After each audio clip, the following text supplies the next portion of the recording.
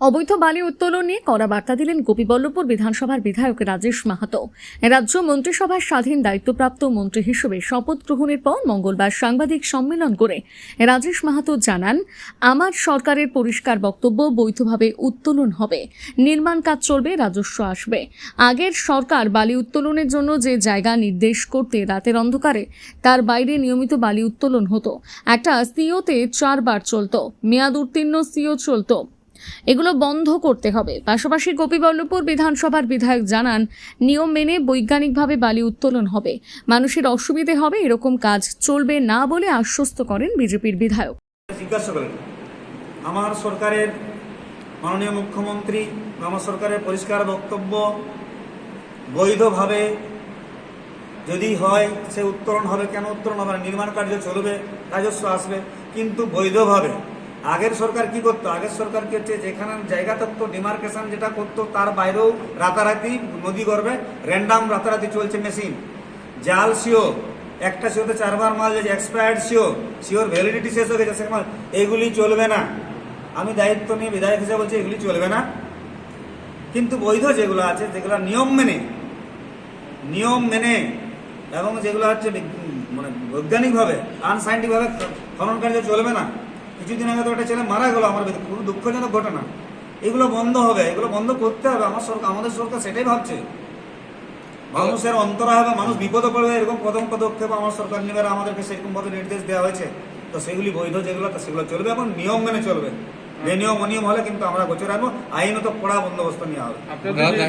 দেখুন, লিস্ট আমি যেটা জনসংযোগে গেছিলাম, আমি যে বিভিন্ন সমস্যার মুখোমুখি হয়েছিলাম সেগুলো আমি লিপিবদ্ধ করেছি। এবং কি হচ্ছে, পরবর্তী পর্যায়ে যে আমি বিভিন্ন 5টা জায়গায় বসেছিলাম, সেই 5 জায়গায় মানুষ এসে আমাকে মুখোমুখি আমার সামনে বিভিন্ন সমস্যা উপস্থাপিত করেছেন এবং লিখিতও দিয়েছেন। এবারে আমাকে তো আমি নিজের মতো করে করবো না, আমার প্রশাসন রয়েছেন, ঠিক আছে, বিভিন্ন আধিকারিক রয়েছেন, তাদের সঙ্গে চর্চা করব।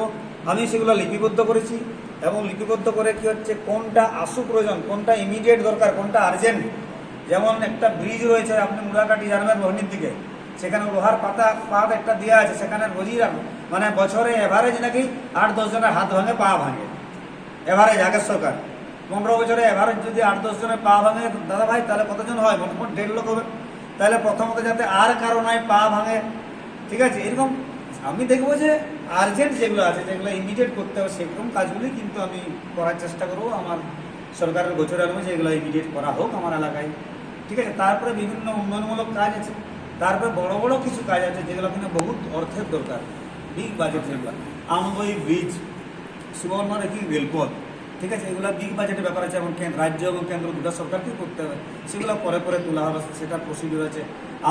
আমার কাজ হচ্ছে এই যে দাবি দেওয়া বা সমস্যাগুলোকে আমার সরকারের গোচরে আনা, তার সামনে তুলে ধরা, মাননীয় মুখ্যমন্ত্রীর সামনে উপস্থাপিত করা, প্রশাসনের সামনে উপস্থাপিত করা, এবং এটা যাতে তাড়াতাড়ি হয় সেই জন্য আমি আমার যতটুকু করণীয় সেটা করব।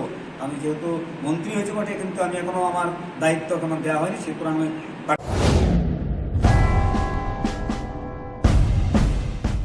দুর্গাপুরের বুকে এই প্রথম এত বড় animation and film making career conclave.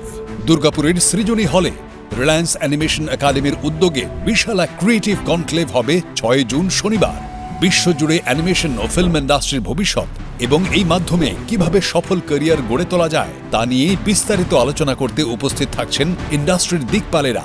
উপস্থিত থাকছেন ভারতীয় অ্যানিমেশন ইন্ডাস্ট্রির অন্যতম পথিকৃৎ এবং এনআইডির প্রাক্তন গেস্ট ফ্যাকাল্টি প্রসেনজিৎ গাঙ্গুলি। দীর্ঘ 25 বছরের বেশি অভিজ্ঞতাতে তাঁর তৈরি অ্যানিমেশন প্রজেক্ট আজ আন্তর্জাতিক স্তরে সমাদৃত।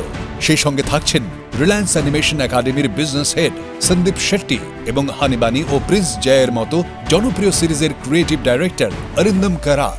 আপনি যদি ন্যূনতম মাধ্যমিক পাশ কোনো শিক্ষার্থী হন কিংবা কোনো আর্ট টিচার অথবা অভিভাবক, প্রত্যেকেই এই কনক্লেভে উপস্থিত থাকতে পারেন।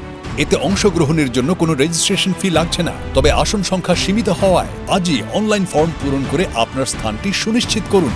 গ্লোবাল অ্যানিমেশন ও কন্টেন্ট ক্রিয়েশনের ভবিষ্যৎ নিয়ে বিস্তারিত জানতে চলে আসুন এই কনক্লেভে। মিস করবেন না যেন।